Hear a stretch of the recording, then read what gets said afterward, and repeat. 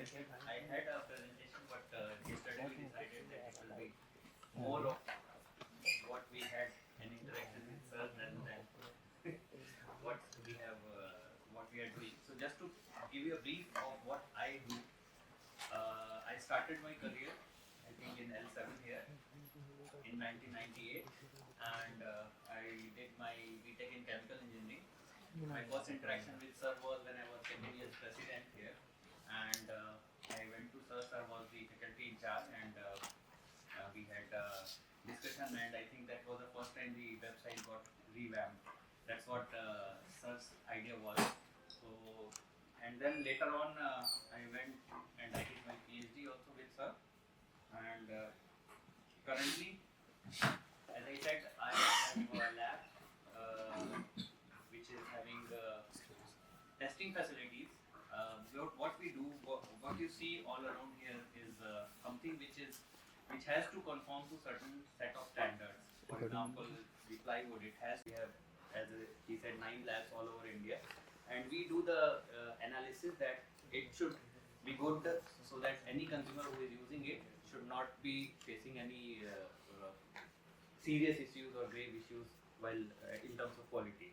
So this is what I do, and when I applied for this post, I had an interaction with sir. I was working in DRDO for almost 20 years, and in those 20 years, I was regularly in touch with sir, and I did my PhD with sir, and it was a life-changing experience because before that, independent thinking what has to be inculcated in somebody who has to grow. That is very important, and that's what I learned when I was working with sir. In the first 4 years, I didn't had a single paper, and whenever I went to sir, he motivated me. You have to think about it. And the first paper which I said, sir, I quote you. He said, I'm not used to write low quality papers. So of course, that was the motivation for me. My first paper, then I wrote, and it went in carbon. That was my very first paper. And being a scientist in DRDO, you normally do not have to publish papers. But with what I learned during those 7 years, in fact my PhD was of 7 years, partly being a PhD on a part-time basis, I was working as well as doing my PhD. So, but I have, I think, around more than 50 papers, and that was the first paper, and that was the motivation which I got from sir, and that has carried on.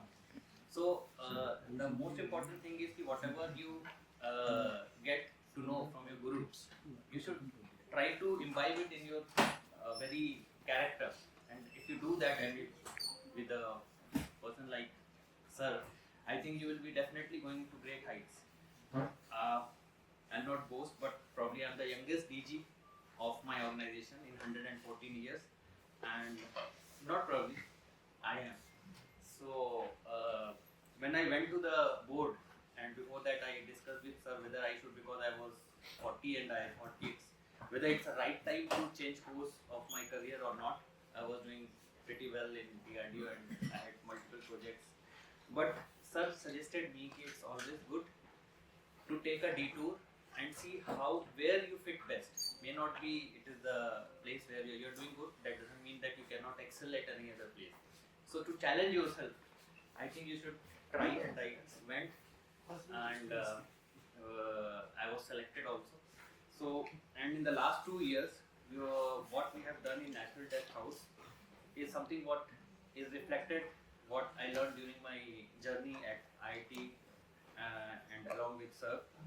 We have doubled the revenue in the last 2 years. Whatever we were earning, right now we are having double of whatever we were earning. We have, so National Test House is actually located in Kolkata, and since like last 114 years, it was there. What the first thing which I did was to shift base to Delhi.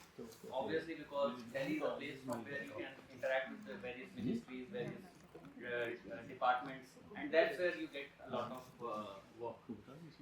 So that was the first thing which I did, and then later on, we have to evolve.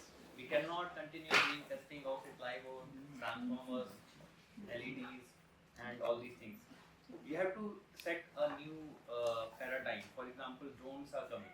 We have started. We are the only lab which is doing the certification of drone in India for commercial, for non-defense drones. Then we started electric vehicles, and you believe me, we have 3 labs for electric vehicles. We already have started getting queries because we have to align ourselves with the needs of the industry as well as people. There is a program going on 30 at 30. So by 2030 we have to have more than 30% vehicles that should be electric vehicles on road. Of course, National Green Hydrogen Mission is also there. So to cater for that, the most important thing is you have to look for such alternatives. And whenever something comes in the market, there is something called quality control order. So you have to have a minimum standard of quality, and for testing that quality you need to have a lab like ours. Now there is also another issue. So you see, if you have to test something like a transformer, the initial capital cost, it's more than 150 crores. A solar inverter, it costs more than 300 crores. That kind of investment our MSMEs or industries cannot do. So that's where we come into the picture. We try to cater for those requirements. We develop, because we are not a revenue, we do not work on revenue generation model. It is more like a service model, and that's what we do. So as I said, you have to evolve. That's what I learned with sir, and we evolved in different new areas, and slowly I think we are flourishing. And this department, when I joined, it was, or this organization was almost at the verge of extinction. It has to be merged with some other BIS or something like that. But today they are expanding. We are having 3 or 4 new labs which are coming up. So that is the idea. You should always give your best wherever you are, and whenever you get a chance, always think in futuristic mode. What is going to come, and you should not limit yourself to whatever is going on.